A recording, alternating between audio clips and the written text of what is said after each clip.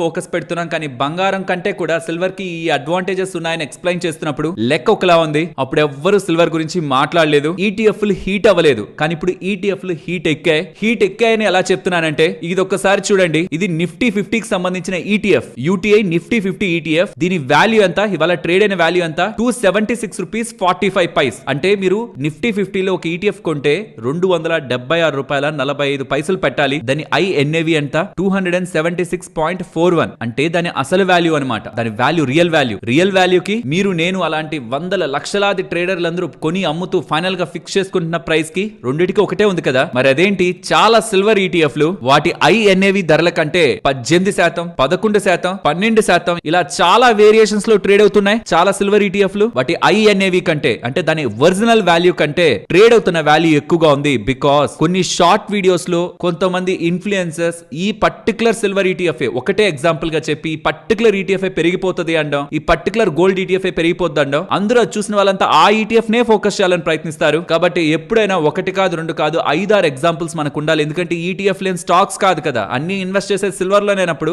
అన్నిటి గురించి తెలియాలి. కాబట్టి చేసిన ఏ gold ETF and silver ETF videos లో వేటిలైనా సరే మీరు చూడండి, ఒక ఎగ్జాంపుల్ ఎక్కడ ఉండదు. ఇంకెన్నుంటే అన్నిటినీ కూడా మనం సార్ట్ అవుట్ చేసుకుని పారామీటర్స్ ని బట్టి మనం వాటిని ఏది బెస్ట్ అని డిసైడ్ అయ్యింటాం. అండ్ ఇవాళ మీరు అబ్జర్వ్ చేయాల్సింది, సిల్వర్ యాక్చువల్ వాల్యూ ఇవాళ పడ్డా సరే, ఎంసీఎక్స్ ప్రైస్ డౌన్ అయినా సరే, చాలా సిల్వర్ ఈటీఎఫ్ లో 9% దగ్గరగా పెరిగాయి. దీనికి మల్టిపుల్ థియరీస్ ఉన్నాయి. బయర్స్ అండ్ సెల్లర్స్ డిమాండ్ ఎక్కువ అవడం ఒక రీజన్. మీన్స్ ఇంకా సిల్వర్ ఈటీఎఫ్ అదే ఈటీఎఫ్ లో ఇన్వెస్ట్మెంట్ చేయాలనుకున్న వాళ్ళు అమ్మాలన్న వాళ్ళు అమ్మకుండా కొనాలన్న వాళ్ళే పెరిగిపోతుంటే స్టాక్ లాగా వెళ్ళిపోతుంది కదా పైకి. ఇది మేజర్ రీజన్. యాక్చువల్ గా సోషల్ మీడియా ప్లాట్ఫామ్స్ లో చూస్తే మీకు కొన్నిట్లో సిల్వర్ ఈటీఎఫ్ అంటే దాని అండర్లైన్ గా సిల్వర్ ఉండాలి కదా. ఆ సిల్వర్ బయట తీసుకోవడానికి, డెలివరీ రావడానికి అండ్ వాటి రిలేటెడ్ గా బై చేస్తూ ఉండడానికి సిల్వర్ షార్టేజ్ ఏర్పడుతూ ఉండడం, సిల్వర్ ధర పెరిగిపోతుంది. కాబట్టి ఇక్కడ ఈటీఎఫ్ ధర కూడా పెరిగిపోతున్నారు ఎలా చెప్తున్నారు. ఇది ఒక డిఫరెంట్ థీమ్ అనమాట.